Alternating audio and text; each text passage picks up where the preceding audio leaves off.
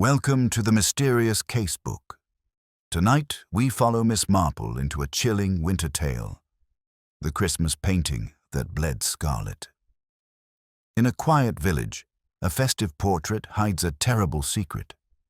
Where in the world are you joining us from? Now pour yourself something warm and let the mystery begin. It was the kind of December afternoon that seemed suspended between years of soft frost clinging to the hedgerows, the church clock ticking with polite restraint, and smoke rising from every chimney as if the village itself were exhaling in contentment. At the vicarage, Mrs. Bantry was arranging mince pies upon a tray, with a devotion usually reserved for liturgical vessels. St. Mary Mead's annual Christmas exhibition was to open at 4 o'clock, and everyone intended to attend, whether they had a taste for art or only for the scandal that sometimes accompanied it. By the fire, Miss Marple sat knitting a pale grey muffler, her eyes occasionally lifting toward the window. The air felt unusually still, like the faint hush that precedes a confession. Somewhere beyond the vicarage gate, she heard the crack of a boot heel on the frost and the quick laugh of a young woman, bright but edged with nervous energy. "That will be Mrs. Temple's niece, I think," she murmured, though no one had asked. The one with the rather intense eyes. Mrs. Bantry made no reply, only adjusted the holly upon her tray. In villages, names carried more meaning than words. Silence was often the kinder comment. Inside the church hall, the villagers had arranged tables of tinsel, embroidery, and amateur paintings, the latter an earnest attempt to blend culture with Christmas spirit. At the center stood the year's anticipated piece, the Christmas painting, donated by the reclusive Miss Armitage, once a teacher of art at the Cheltenham Ladies' College. It depicted a nativity scene framed in crimson and gold, but what drew attention was its strange realism, the child's face too lifelike, the shadows too deep for comfort. Some said it was genius. Others said it was unsettling. Everyone said it would be the talk of the evening. At 3:30, the first guests began to arrive. Colonel Melchett, with his habitual air of faint impatience. Mrs. Price Ridley in furs, she insisted was sable, and the Temple sisters, one fluttering, one severe. Gossip moved more swiftly than the queue for sherry. Someone whispered that Miss Armitage had not been seen for 2 days. Someone else whispered that the vicar's curate had been seen carrying a parcel that looked suspiciously like a frame. Miss Marple, standing near the raffle table, pretended to study the arrangement of roses made by Mrs. Larch, but her eyes flickered toward the painting. It hung at the far end of the hall, lit by a modest brass lamp. Against the drab backdrop of knitted angels and watercolor robins, its intensity was almost theatrical. The reds glowed too warmly and the whites seemed cold. A child of 6, tugging at his mother's sleeve, asked whether the baby was crying, real tears. The mother laughed, then looked closer, and her laughter faltered. There was indeed something like a streak of wet color beneath the painted infant's cheek, glistening faintly in the lamplight. By 4, the room hummed with conversation and the small hypocrisies of seasonal goodwill.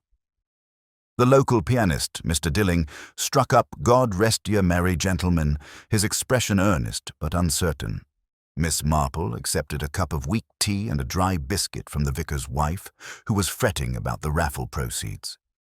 "You know, dear Miss Marple," she said, lowering her voice, "I cannot think what's come over Miss Armitage. She was to open the exhibition herself. Such a dependable creature in her own eccentric way." Miss Marple smiled faintly. "Dependability," she said, "is sometimes the first quality to vanish when something presses upon the mind." Just then, a small disturbance rippled through the gathering. Mrs. Temple's niece, a pale, fashionable girl named Lydia, had stumbled near the easel, her gloved hand brushing the lower frame of the painting. A sharp cry escaped her. For a moment, everyone thought she had fainted from the heat, but when Colonel Melchett reached her side, she was pointing wordlessly at her palm. A smear of deep red glistened across her glove. The colonel frowned, muttered something about damp paint, and dabbed it with his handkerchief, but the color did not fade. It clung, dark and viscous, unmistakably like blood. A silence spread, quiet but electric, as though the village itself held its breath. Mrs. Price Ridley exclaimed that it must be a joke in poor taste. The vicar's wife murmured that Miss Armitage had always been peculiar. Only Miss Marple's voice, gentle and unhurried, broke through the confusion. "How very curious," she said softly, "that a painting so serene should choose to bleed on Christmas Eve." She turned her eyes to the crimson frame, where a single drop had traced the curve of Madonna's robe, as if guided by unseen intention. Colonel Melchett barked an order for the hall to be cleared until the matter could be examined. Yet no one moved at first. Curiosity anchored them all. The pianist stopped playing, leaving a long, suspended cord hanging in the air. Miss Marple, still holding her teacup, observed the villagers, their faces bright with speculation, their voices quick with theory. She saw guilt nowhere, but fear everywhere, fear of what would be said, of what would be found, of what might already be known. When the local constable finally arrived, his boots clicking sharply on the wooden floor, Miss Marple stepped aside to let him pass.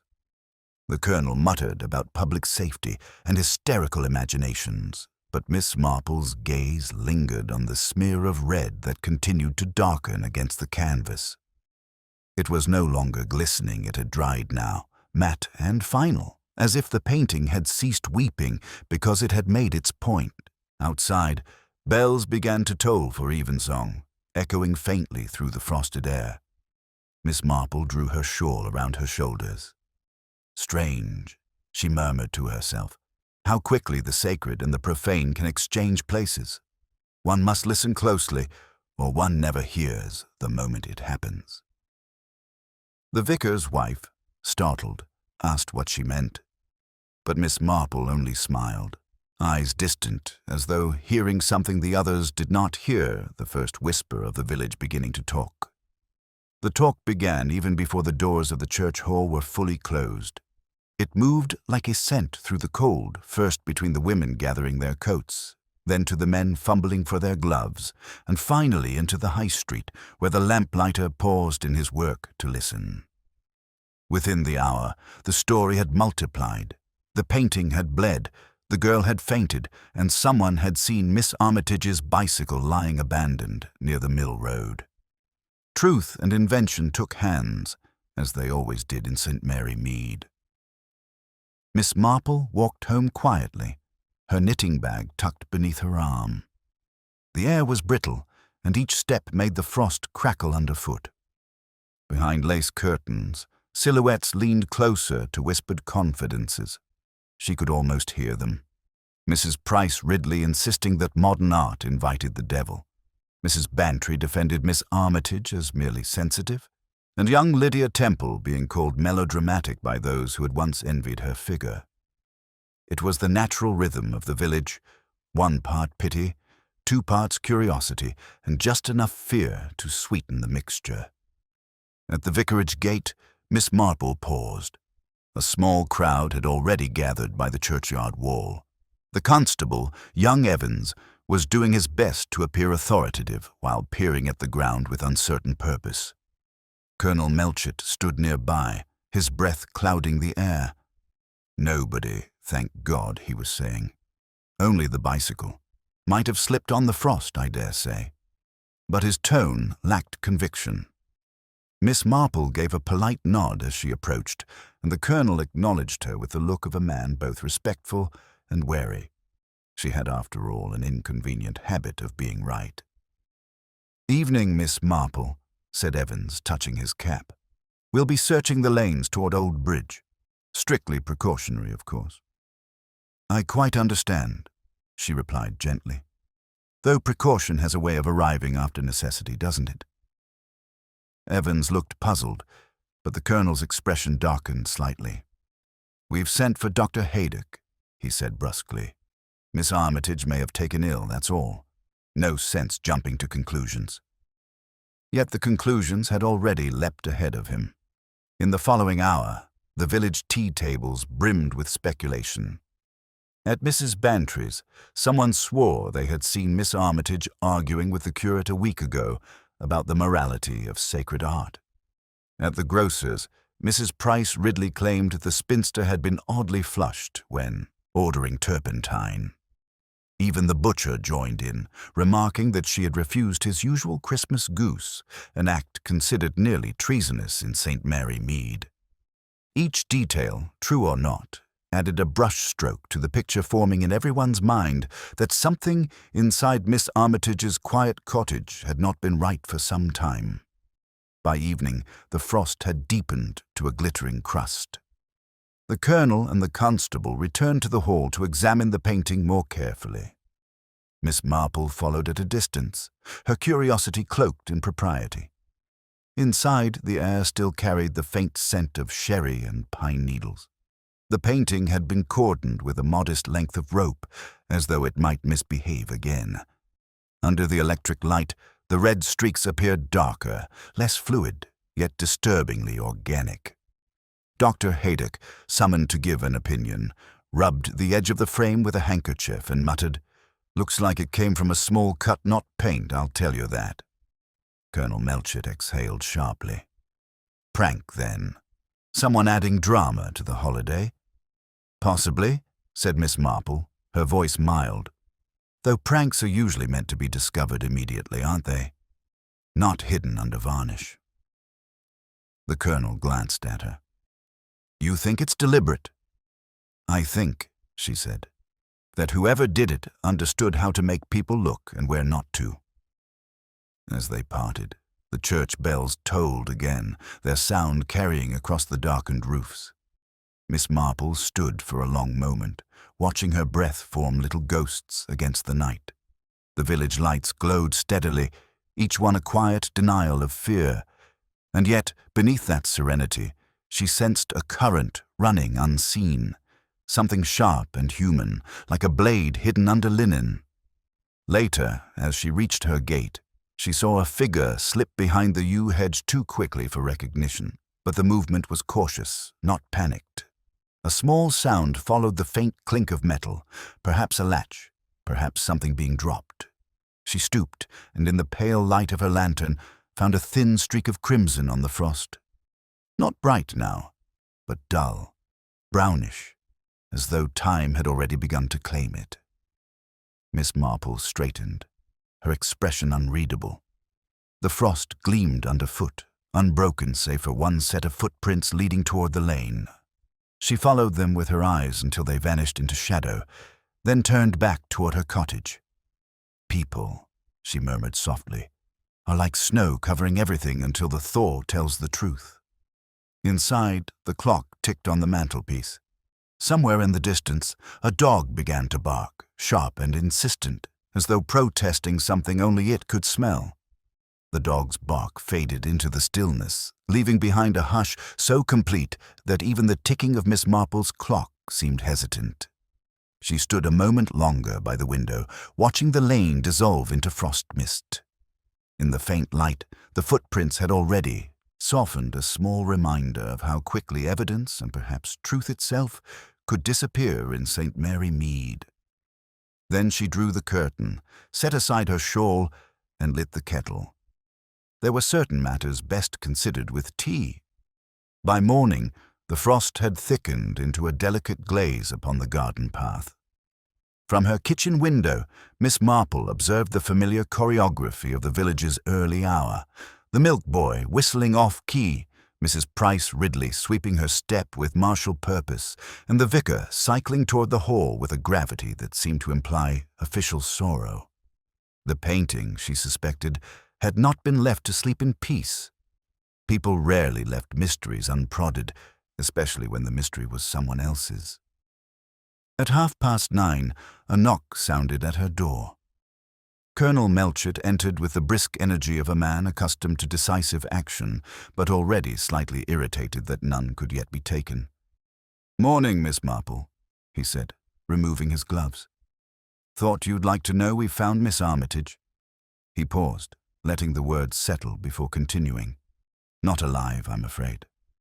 down by the mill pond. The doctor says she's been there since last evening." Miss Marple's hand, steady as always, placed the teacup upon its saucer. "Poor soul," she said quietly, "though I suppose peace comes in many forms." She was still dressed for the exhibition. Melchett went on, seating himself without invitation. Scarf missing, bicycle left at the gate. Evans swears there were no signs of struggle. He frowned. But the odd thing is, her hands are stained, almost as though with pigment. Red, of course.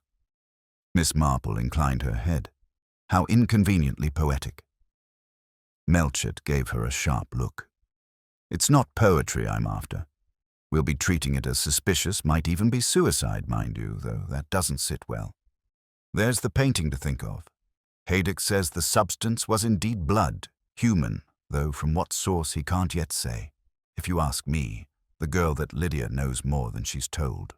Seems overwrought." "She has reason," Miss Marple said mildly. "It is not easy to touch horror by accident." He shifted, uneasy at her tone. "You think she's involved?"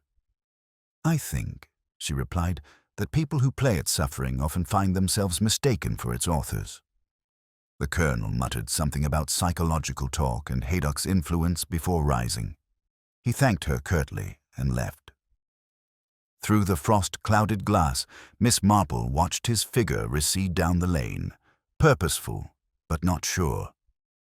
When the door clicked shut behind him, she stood in silence for a moment, then went to her writing desk and opened her small notebook, a simple volume bound in faded blue. Upon one clean page, she wrote 2 words, frame and face. By noon, the village was steeped in rumor thick as chimney smoke. The grocer said Miss Armitage had been seen in tears on market day. The postmistress recalled a quarrel. Overheard at the door, artistic temper, they called it, but I've never trusted temper of any kind. Even the children whispered in the lanes, inventing ghostly embellishments until the real tragedy seemed almost modest beside their invention. Only Miss Marple moved through it all with the calm of someone listening to the spaces between sentences. At the church hall, the painting remained. Colonel Melchett had intended to remove it for examination, but the vicar objected to something about sacred propriety. And so it stayed, draped with a linen cloth that did little to diminish its presence. Miss Marple visited that afternoon under the pretext of bringing flowers for the altar. The constable, stationed by the door, looked both proud and bewildered. She smiled pleasantly and asked whether he thought paintings could hold impressions of their makers. Evans, uncertain whether this was a trick, replied that he didn't see why not. "Quite right," she said. "After all, houses often do, and villages most certainly." She crossed to the covered canvas, letting her hand rest lightly upon the cloth. The surface was cool, but not cold. Faint warmth lingered, perhaps from the lamps, or perhaps from imagination. The shape beneath felt uneven at the edges, as though something rigid had been wedged behind the panel. She withdrew her hand before Evans noticed. "A very fine guard you make, Constable. I'm sure nothing will disturb your post." Then she turned, as though nothing of consequence had occurred. Outside, she encountered Lydia Temple once more. The girl's eyes were rimmed with sleeplessness. "They're saying dreadful things," Lydia said at once. "That Miss Armitage did it herself for effect." "People prefer explanations to truth," Miss Marple replied softly. "It spares them the trouble of imagining more." Lydia shivered. "She once told me art should make people bleed. I thought she meant metaphorically." "Artists are like priests," Miss Marple murmured, "sometimes too fond of sacrifice." The girl looked at her sharply, uncertain whether she'd been accused or absolved. Before she could speak, the bell at the hall door sounded Colonel Melchett calling for Evans. The moment broke, and Lydia hurried away toward her aunt's cottage. Miss Marple watched her go, her mind turning not upon guilt, but upon temperament, the kind that burns too brightly under glass. Snow began to fall thin, tentative flakes that melted on the stones. The village roofs softened into white. Miss Marple lingered a moment longer, then walked slowly home. On the gatepost, she noticed a single smudge, faint, reddish, and old. She brushed it lightly with her glove and thought how very easily color could be mistaken for life, and life mistaken for color. Inside her parlor, the fire flickered low. She sat, pen poised above her blue notebook, and added another line beneath the first blood, not paint. Warm once, then cold. The line in her notebook remained open on the table, ink glistening faintly in the lamplight. Miss Marple regarded it for a long moment, as though the words themselves might alter if stared at kindly enough. Then she capped her pen, folded her hands, and listened. Beyond the curtained window, the snow's hush was broken only by the faint rattle of a bicycle chain, hesitant, approaching, then stopping just short of her gate. A second later came a knock, careful and oddly polite. It was Lydia Temple. Her face, pale in the orange glow of the porch lamp, had lost the tremulous prettiness of the previous evening. She looked drawn, her eyes raw from sleeplessness. "I had to come," she said in a rush. "They're saying the most awful things about me." Aunt's beside herself. Miss Marple ushered her in without surprise. "People often comfort themselves by misplacing guilt, my dear," she said gently. "Sit down by the fire. It's less cruel than the wind." Lydia obeyed, clasping her gloved hands in her lap. "Colonel Melchett questioned me again this morning. He asked about Miss Armitage's will of all things. She wasn't rich, not in money at least. She might have been rich in sentiment," Miss Marple offered. The girl's mouth twisted. "She left her paintings to the parish, that's what they told me. But there was one she promised to me once, a portrait she said captured something she never wanted to forget. It vanished a month ago." She hesitated. "You don't suppose that's what this is about? The blood, I mean. Some grotesque warning?" "Warnings," said Miss Marple, "are seldom for those who can read them." From the street came the crunch of boots and the low murmur of men's voices. Lydia glanced nervously toward the sound. "That's Evans, isn't it? They're watching me now. I saw him by the post office earlier, pretending to tie his boot." Miss Marple poured tea with the same serenity one might bring to an autopsy. Policemen are rather like village cats. They wait by whichever door has the last smell of fish. She handed Lydia her cup. "Tell me, my dear, did Miss Armitage ever quarrel with anyone besides her students?" The girl hesitated. She had rows with nearly everyone at some time or another. She could be vicious when she felt betrayed. There was talk she'd been in love once, long ago before she came here. A clergyman, someone said. But she never spoke of him. Miss Marple's needles clicked idly as the girl spoke, her gaze lowered yet alert. The mention of a clergyman seemed to settle somewhere deep in her thoughts like a stone dropped into still water. Did she attend the vicarage tea? Only once this year. She said the village had grown theatrical and that everyone acted parts they didn't believe in. Lydia smiled faintly. She had that way of saying dreadful things and making them sound like compliments. A knock on the door interrupted them. Colonel Melchett entered, hat in hand, expression composed, but tight. "Ah, Miss Marple. Miss Temple. Sorry to intrude, but we'll need a word." He nodded toward the young woman, whose color drained instantly. "Just routine, you understand. We've had a development." Lydia rose, trembling. "I haven't done anything." "No one said you have," Melchett replied, though his tone carried its own judgment. "We've located Miss Armitage's scarf near the mill bridge. Blood-stained. The last person seen walking that way yesterday evening was yourself."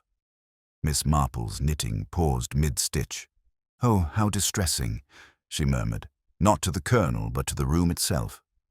Then, in the gentlest voice, "Surely, Colonel, observation can be a treacherous thing in fog and dusk."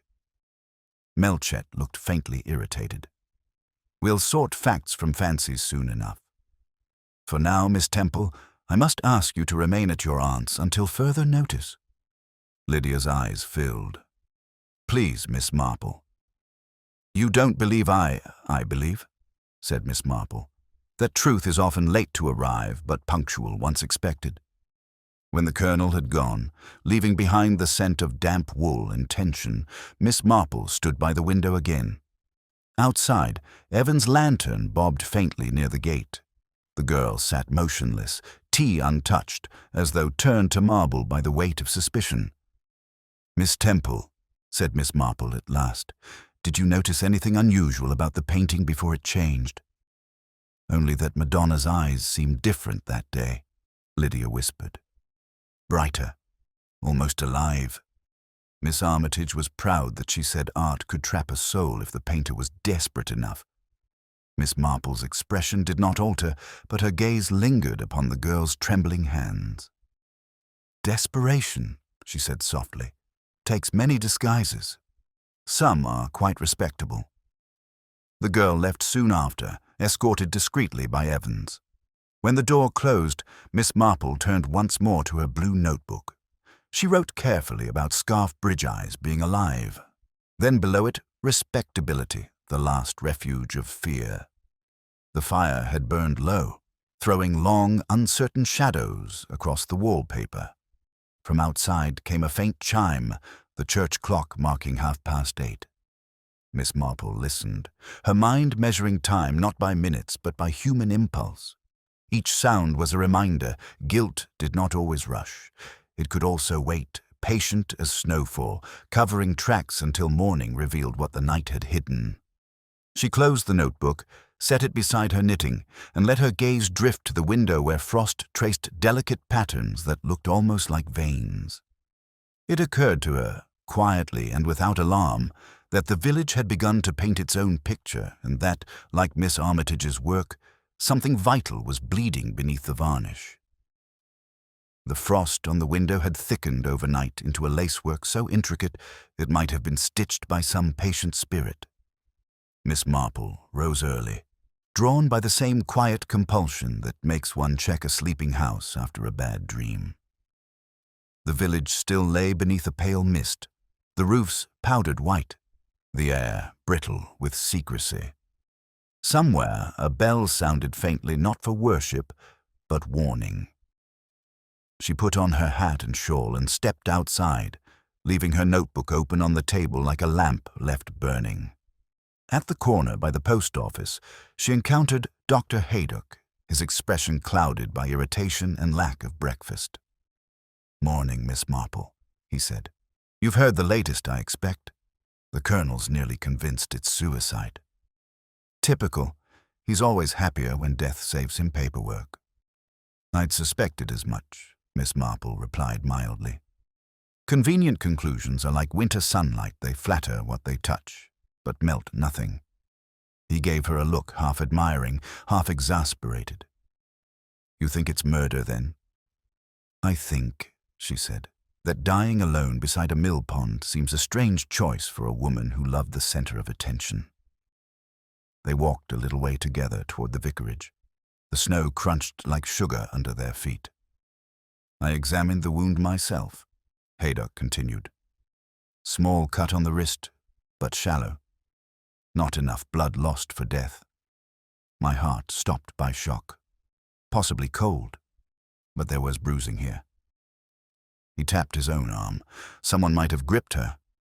Or she might have gripped something," Miss Marple said, almost to herself. At the vicarage gate, a group of parish women were already gathered, exchanging horror under the guise of prayer. Mrs. Price Ridley's voice carried above the rest. "If you ask me," she declared, "that painting should never have been hung in a church hall. Religious subjects always lead to trouble. Too much emotion, too little sense." Mrs. Bantry murmured agreement, though her eyes flickered toward Miss Marple with curiosity.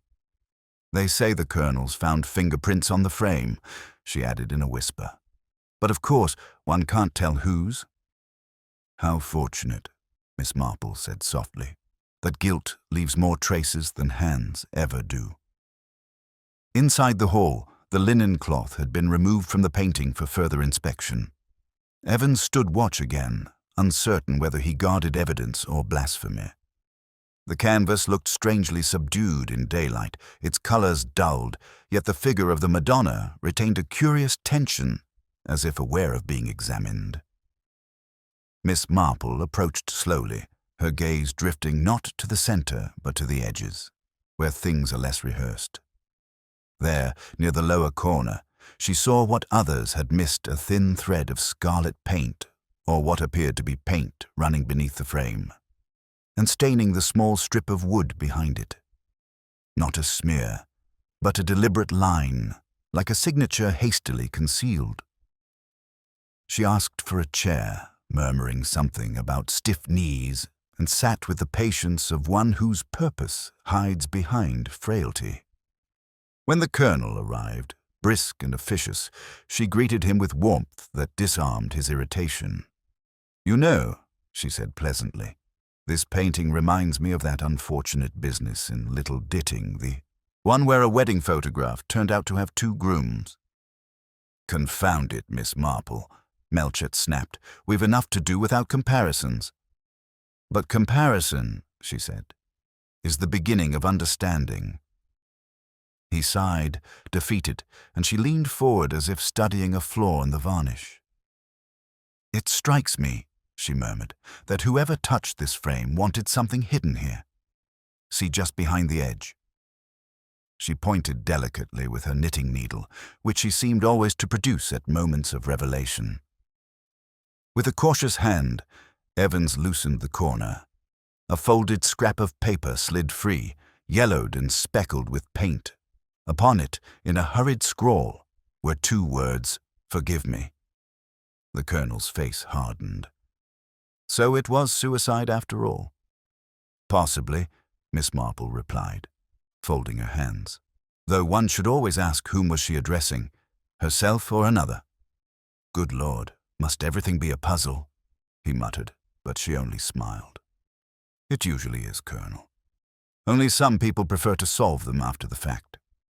As he left to report the find, Miss Marple remained seated, gazing thoughtfully at Madonna's face. The faint asymmetry of its eyes disturbed her, one slightly higher, one shaded oddly. It gave the impression not of sorrow but of watchfulness, and within that painted watchfulness she sensed a pattern forming not in color or brushstroke, but in intention. Someone had arranged for discovery, someone else had expected concealment.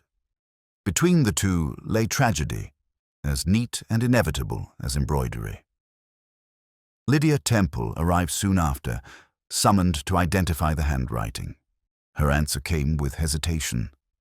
"It looks like hers the way she formed the F, but she never used ink that dark. She always wrote in green."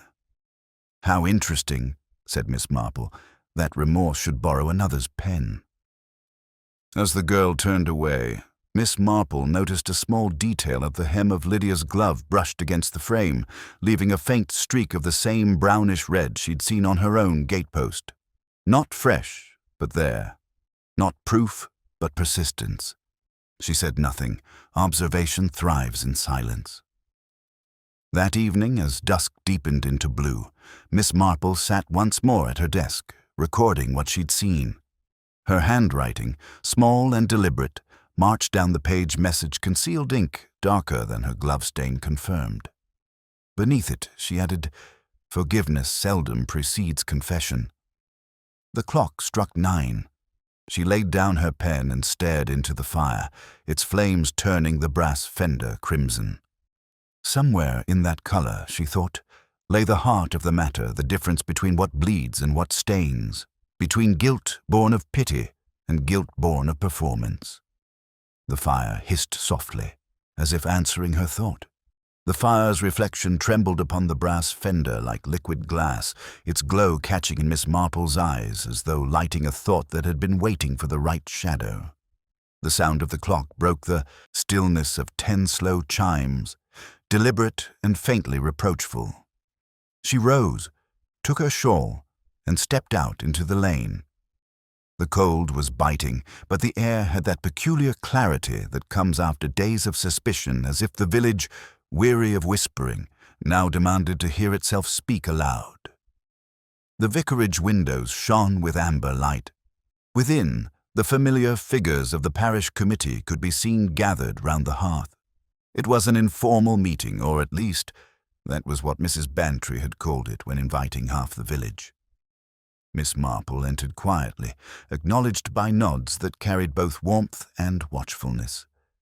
Mrs. Price Ridley was pouring tea with an expression suggesting that, had she been born in another century, she might have dispensed poison instead. Colonel Melchett stood near the mantel, stiff with authority. Lydia Temple sat apart, her gaze fixed upon the floor. "I'm so glad you could join us, Miss Marple," the vicar began, with nervous cordiality. "We were only discussing the distressing business." "Such discussions are often the most revealing," Miss Marple said, removing her gloves. "Not of facts, perhaps, but of characters." A murmur ran through the room. Mrs. Price Ridley, never one to miss an opportunity for moral contribution, said sharply, "The facts are clear enough. Miss Armitage was an unhappy woman. Her art was blasphemous. The bleeding painting was Providence correcting bad taste." Dr. Haydock looked up from his chair with a dry smile. "If Providence has taken to practical jokes with oil paint, madam, my profession is obsolete." The vicar coughed, horrified. Please let us remember charity." "Charity," said Mrs. Bantry, "is all very well, but it won't explain why poor Miss Armitage's scarf was found where it was." All eyes turned, as though the question itself were a spotlight. Lydia flinched under its glare. "I didn't touch her," she said suddenly. "I saw her by the pond, yes, just for a moment before dusk. She was carrying something under her arm, a parcel. I thought she'd gone to post it, that's all." Colonel Melchett frowned. "Why didn't you say this before?" "I was frightened," Lydia whispered. "People always think the worst." Miss Marple's voice came softly through the tension. "Fear often makes us tidy the truth, my dear. Just as housewives hide the dust under the rug when company calls." The girl's lips trembled. "You mean you don't believe me?" "I mean," said Miss Marple, "that you've not yet finished remembering." The fire crackled, releasing a faint hiss. Haydock leaned forward. "What sort of parcel?" "A square one," Lydia murmured. "Wrapped in brown paper, tied with red string." I thought she hesitated, as if stepping near something dangerous. I thought it was another painting. She said she'd been working on one privately, something that frightened her. The colonel made a dismissive sound. "And where's this phantom painting now?" Miss Marple turned her gaze toward him, calm but pointed.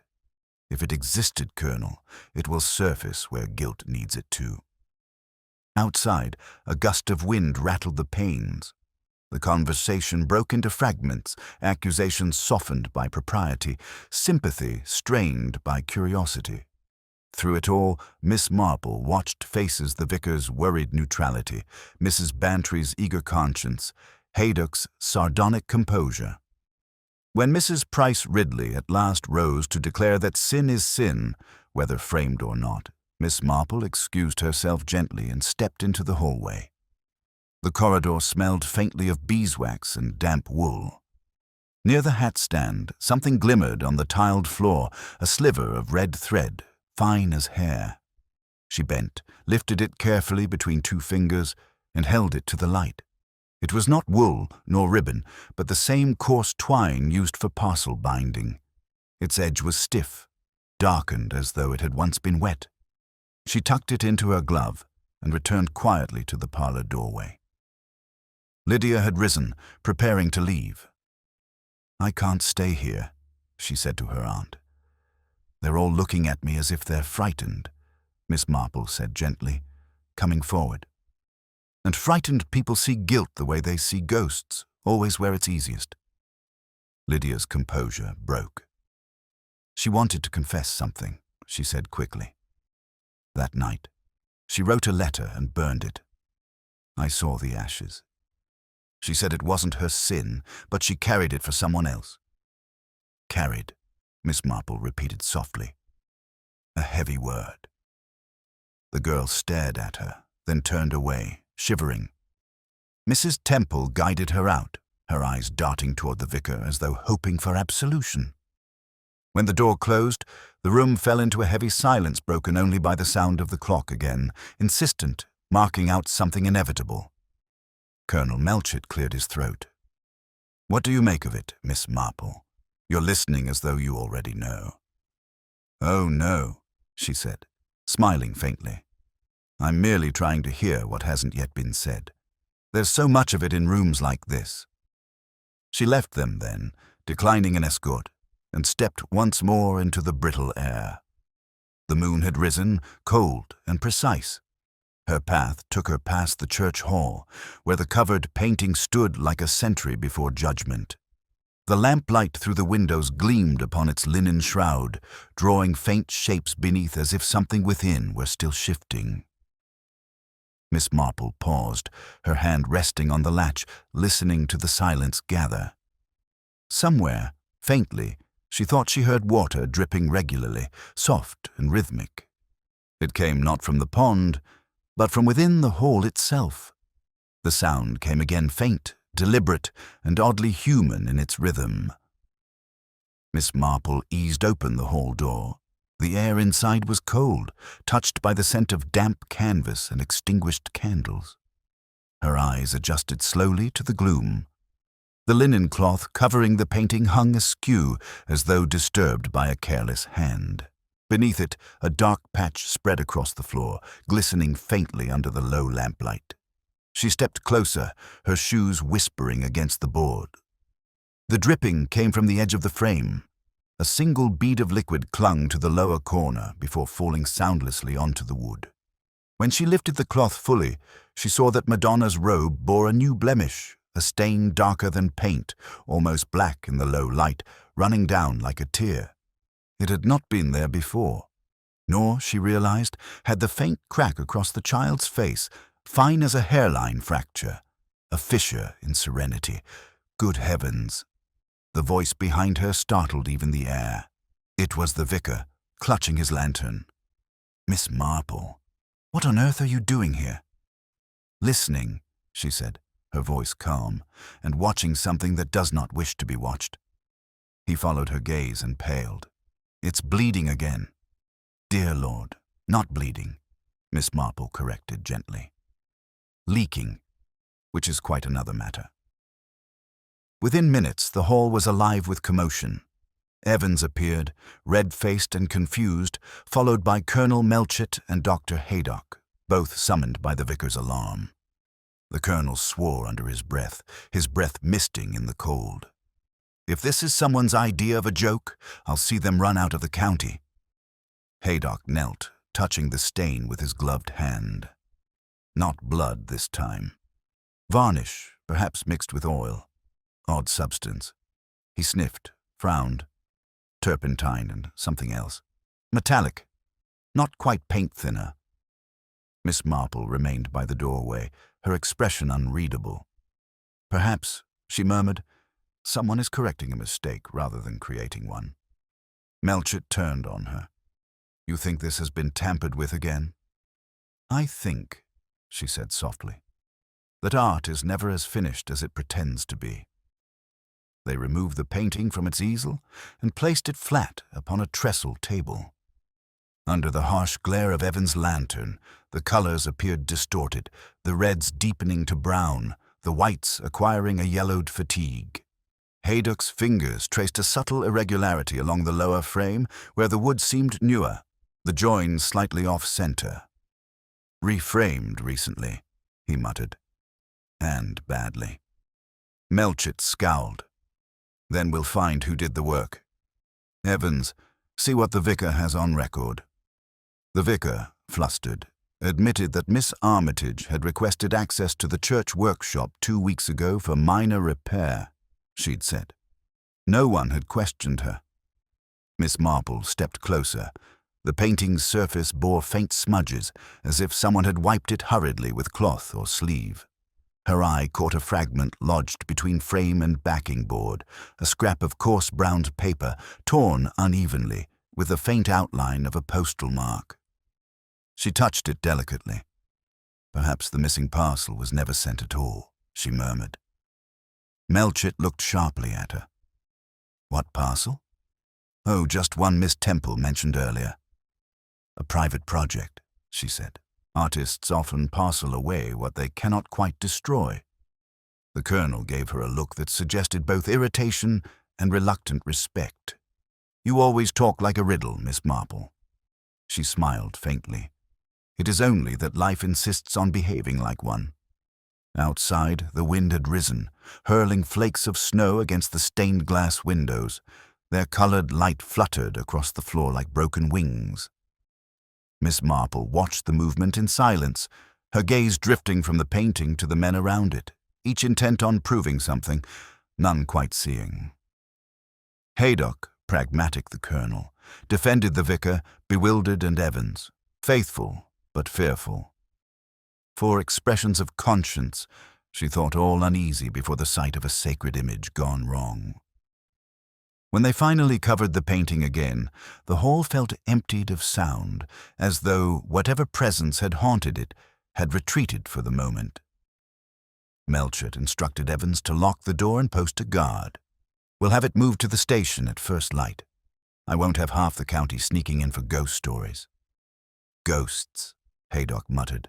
Don't bother with turpentine. As they dispersed, Miss Marple lingered by the doorway. Her eye fell upon the floorboards where the varnish had dripped. The stain, seen now in lamplight, gleamed faintly bronze, not red at all. She bent closer, noticing a faint shimmer of powder clinging to the surface. Gold leaf dust, fine as breath. Someone had been restoring the frame recently or disguising something inside it. When she straightened, the hall was nearly empty. Only the vicar remained, fumbling with the lamp. He looked weary, his clerical composure cracked like the paint itself. Miss Marple, he said quietly, do you think this is evil? She looked at him kindly. Oh, vicar, evil seldom bothers with oil and canvas. It's much more comfortable hiding behind good intentions. He swallowed hard and turned down the light. As she stepped outside, the village lay hushed beneath a new fall of snow, its calm deceptive, its beauty immaculate. She stood for a long moment, breathing the sharp air, and then looked back toward the church hall window. A dim glow still seeped through the frosted glass, steady, unwavering, like a pulse that refused to die.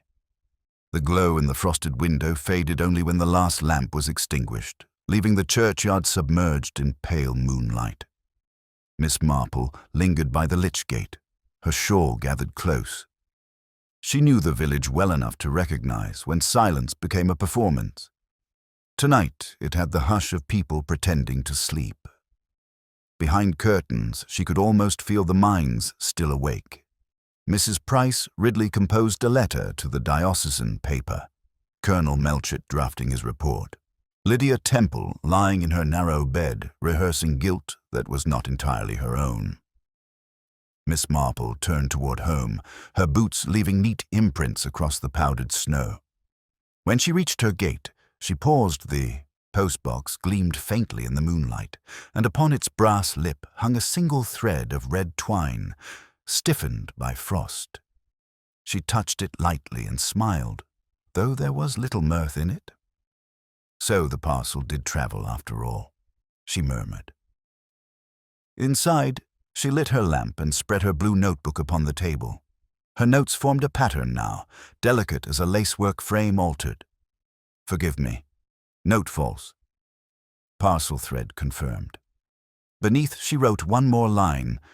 Confession postponed becomes contagion. Then, with the same calm precision she brought to embroidery, she made her decision. By mid-morning, word of another discovery spread through the village, this time at the Temple cottage. Miss Marple arrived before the Colonel, escorted only by her polite insistence and a tin of shortbread. Mrs. Temple greeted her with eyes red from crying. It's too dreadful, she said at once. They found something behind Lydia's bureau, a canvas. I never saw it before, I swear it. Art does have a way of revealing itself when inconvenient. Miss Marple said kindly. "May I look?" The spare room was cold, smelling faintly of lavender and turpentine. Against the wall leaned a small square painting, its paper wrapping torn but the red string still intact. The subject was unmistakably the same Madonna and Child, but unfinished, ghostly in tone, the features blurred. A study, perhaps, or a discarded attempt. The brushstrokes were rough, frantic in places, and the lower corner bore smudges of deep crimson. Lydia stood beside it, pale and defiant. "I didn't hide it. She gave it to me weeks ago and said it was worthless." Melchett, arriving at that moment, seized the advantage of authority. "Worthless or not, Miss Temple, it's evidence. You'd best come to the hall for questioning." Lydia's voice cracked. "I'm telling you, I didn't touch her." She said this painting frightened her, that it saw too much. Miss Marple laid a gentle hand on the girl's sleeve. "I wonder, my dear, if it was the painting she feared or the person it resembled." Lydia blinked. Resembled. People sometimes paint the truth by accident. It slips in between the brush strokes when they mean only to flatter beauty. The colonel demanded order, but Miss Marple's words had already planted their quiet seed. Haydock, examining the canvas, noted that the pigments matched those of the larger painting. "Same palette, same technique," he said. "But see here, the underlayer's different. Someone painted over another face. A man's, I think." The colonel grunted. "So she reused an old canvas. Artists do that all the time." Miss Marple smiled faintly. "Yes, but not usually when the past is what they wish to forget." When the others moved to catalogue the painting, she remained still, watching Lydia. The girl's lips were pressed tight, but her eyes flickered toward the bureau as if something still lay hidden. "You kept something else, didn't you?" Miss Marple said softly. "Something she asked you to destroy." Lydia hesitated, then drew from a drawer a folded letter, edges scorched. "It's only a fragment, the rest burned that night." Miss Marple unfolded it carefully. The paper bore faint words in green ink and cannot live with the truth if he stays silent. The frame must hold it until the rest was lost to fire. Haydock peered over her shoulder. "Cryptic nonsense," he muttered. "Most confessions are," said Miss Marple. "They're written for one person's conscience, not another's comprehension." The colonel folded his arms. "You're suggesting there was a man involved?" "Oh, Colonel," she replied with gentle irony, "there's always a man involved, though seldom the right one." The clock in the passage struck 11. Miss Marple closed the letter, her eyes thoughtful. "I wonder, Colonel, if you might indulge a small experiment this evening, purely domestic in nature." He groaned. "What sort of experiment?" "Nothing elaborate. A gathering in the church hall, say, for the sake of closure. The painting, the principal parties, and a little patience. I would like to see how truth behaves when placed under observation, rather like yeast in warm water." Melchett muttered that she was incorrigible, but finally consented, more from exhaustion than conviction. Lydia, trembling, looked at her with bewildered gratitude. "You really think you can prove something?" "Proof," said Miss Marple, "is merely what remains after politeness has been removed." That night, as snow began to fall again, she sat once more at her writing desk. In the lamplight, her notes glowed like small footprints across a white page. She added a final line, "Test painting, light, silence." Her eyes rested briefly on the window where the reflection of the candle flame trembled like a crimson drop upon glass. Then she extinguished it, leaving the room in darkness save for the slow, unwavering tick of the clock, the sound of time preparing its verdict. The following evening came in quietly, as if the snow itself wished to muffle anticipation. The village lay still, lanterns glowing faintly behind curtains, their light soft as breath. Inside the church hall, a smaller congregation gathered not for worship, but for reckoning. Colonel Melchett stood near the trestle table where the painting rested once more beneath its linen veil. Dr. Haydock leaned against the wall, skeptical as ever. Lydia Temple sat apart, her face pale but composed, while Mrs. Temple fidgeted beside her, twisting a handkerchief into exhaustion. Miss Marple entered last, her shawl drawn tightly around her shoulders, a small notebook tucked beneath her arm like an unassuming relic of truth. She spoke gently, almost apologetically. "It seemed to me," she began, "that before we allow rumor to finish the tale, we might do what Miss Armitage herself so loved to observe carefully." The colonel frowned, but gestured for her to continue. Miss Marple nodded toward Evans, who extinguished all but 2 lamps. The hall fell into a subdued half-darkness, shadows trembling along the rafters. "Light," she said softly, "has a peculiar honesty. It exposes where intention falters." With deliberate calm, she lifted the linen cloth from the painting. Under the uneven glow, Madonna's face seemed to shift no longer gently but strained, as though conscious of scrutiny. "You will notice," Miss Marple said, "that the varnish, once dry, should have dulled overnight, yet it glistens still because someone has kept it from settling. Tampering continued after Miss Armitage's death." Haydock stepped closer, eyes narrowing. "Then our ghost has a brush and bottle." "Indeed," she said, "and a reason. Whoever interfered was not painting art, but erasing a signature." She took a small mirror from her bag and angled it toward the lower frame, catching the lamplight. The reflection revealed faint letters scratched beneath the paint, Taboo. Mai, T. The initials were nearly invisible unless one knew to look. The colonel frowned. "So she collaborated with someone?" "Perhaps not willingly," Miss Marple replied. "There are few things more binding than gratitude mixed with fear. Miss Armitage, I believe, had once been engaged to a clergyman, a man now conveniently absent from our conversations, though never far from our prayers." The vicar, startled, half rose. "Good heavens! Miss Marple, surely you cannot mean—" She inclined her head gently. "You, dear vicar, are above reproach. I refer rather to your curate, Mr. Hallam. His admiration for Miss Armitage's art was a matter of quiet amusement in the village, but what few noticed was her unease in his presence, the unease of one holding knowledge she could neither confess nor conceal." Melchett grunted. "You're saying the young man killed her?" "I'm saying," Miss Marple replied, "that accidents occur when conscience is cornered. Miss Armitage threatened exposure not of herself, but of another.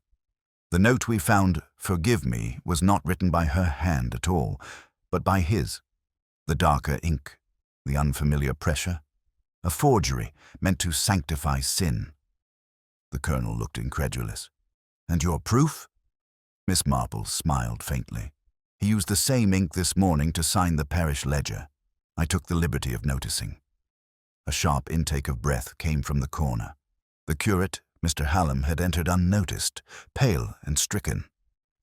"You've no right," he began, but the tremor in his voice betrayed him.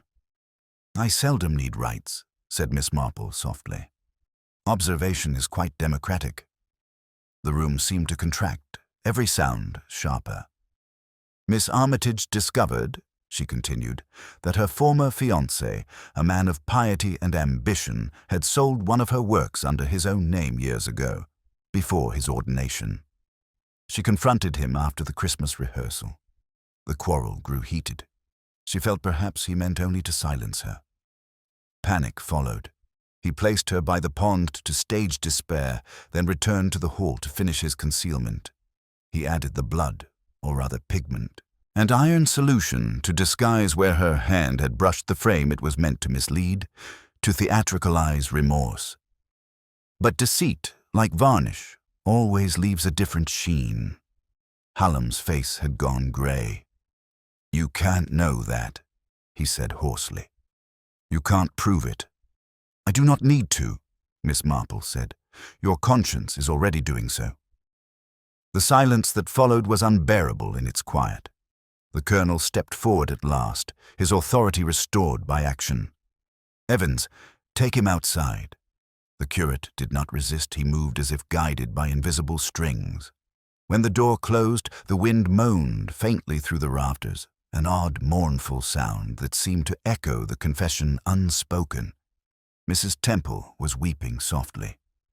Lydia sat rigid, eyes fixed on the painting. She loved him still, the girl said at last. That's why she couldn't destroy the work. It was their secret. Miss Marple nodded. Love and guilt are dreadful collaborators. They compose tragedies together. She stepped closer to the painting once more. The lamplight caught the fractured surface, revealing the faint shimmer of gold leaf beneath the damaged robe. "You see," she said quietly, "even broken faith leaves beauty behind. We mustn't despise it for that." Melchett exhaled heavily. "Well, Miss Marple, you've done it again, though I'll be hanged if I know how you saw what we all missed." "It's merely a habit," she said with gentle amusement. "I listen for what doesn't wish to be heard." Outside, the wind carried the sound of approaching footsteps, Evans returning from the lane. He paused at the doorway, his expression uncertain.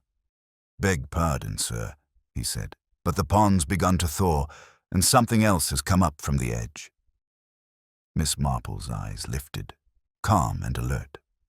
"Ah," she said softly, "then the water, too, wishes to tell its part." The words had scarcely left Evan's mouth when the colonel strode toward the door, the weight of duty quickening his step. Miss Marple followed at a gentler pace, her shawl drawn close against the sudden bite of the wind. Outside, the snow had thinned to a fine dust, the moonlight turning the pond to silver glass. A small crowd had already gathered, villagers drawn by that uncanny instinct which tells them when scandal ripens into an event. They parted silently as the constable lifted his lantern toward the water's edge. What had surfaced was not grotesque, but strangely deliberate, a narrow wooden box. Warped by moisture, its lid half sprung. Melchett bent to pry it open. Inside, wrapped in oilcloth, lay a collection of paper sketches, letters, and, folded with painful neatness, a clerical collar stained faintly with rust-colored blotches. The colonel gave a low whistle. "Good Lord," he murmured. "So she did mean to expose him." "Not exposed," Miss Marple said softly, reminding me. "Artists often prefer symbolism to scandal."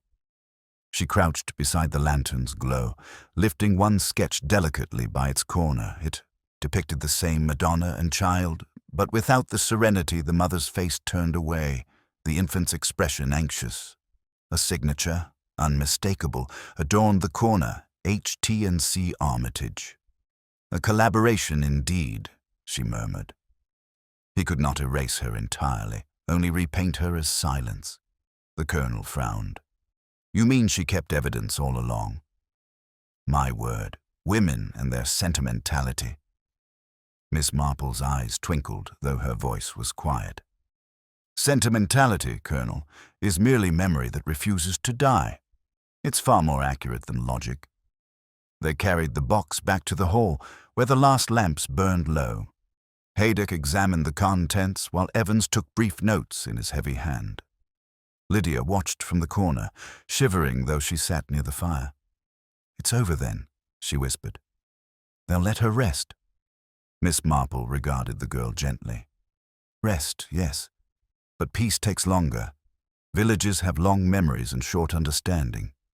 Mrs. Temple dabbed at her eyes. "Such a tragedy.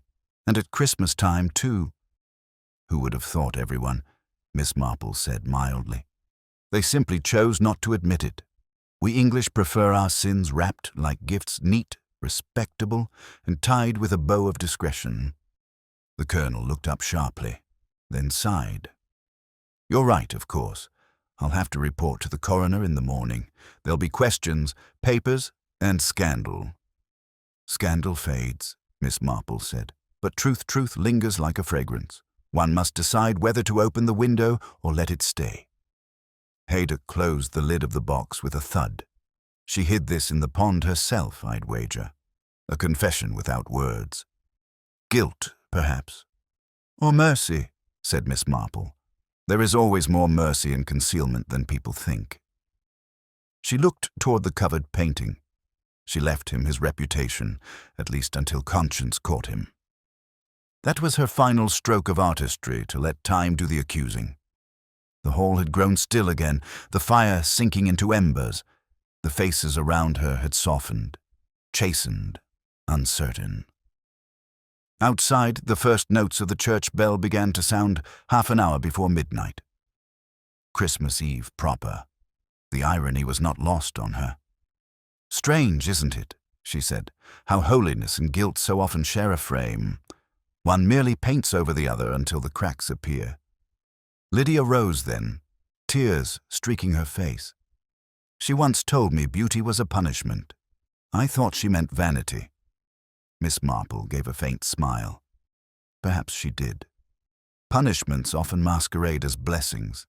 It keeps us respectable. Melchett cleared his throat. "Well, Miss Marple, I'll say it plainly, this case would have confounded half the yard. You've a way of finding the thread in the tangle." She inclined her head modestly. "Oh, Colonel, one simply listens for what everyone else talks over. People rarely hide the truth, they only smother it under noise." Haydock, gathering his notes, chuckled softly. "You'll make us all redundant. One day, Jane." "Hardly," she said. "There will always be crimes enough to keep clever men busy and foolish ones important." When at last the hall was cleared and the evidence secured, Miss Marple remained a moment longer before the painting. Madonna's cracked face caught the lamplight in a way that made it seem almost human again. She touched the edge of the frame with her gloved fingers. "You tried to forgive him," she whispered, "and in doing so, you condemned him more gently than any court could." Then she drew the cloth back over the canvas, as one might close a pair of weary eyes. Outside, the snow had ceased entirely. The village lay serene, restored to its familiar posture of peace. Yet beneath that calm, Miss Marple sensed a subtle shifting, as though every doorstep, every curtain, held a question it dared not ask. She walked home slowly, the sound of her steps muffled by new frost. At her gate, she paused and glanced up at the dark church spire, where a single light still glowed in the belfry. For a moment, she thought she saw movement, perhaps only a shadow. She smiled faintly to herself, not in triumph, but in recognition. There is always one light that refuses to go out, she thought, no matter what truth tries to bury it. In her parlor, she wrote the final line in her blue notebook, "Love painted over sin, both outlasted varnish." She closed it with care and set it beside her teacup. The clock struck 12, a sound both solemn and merciful, marking an end that was not an ending but the return of ordinary life.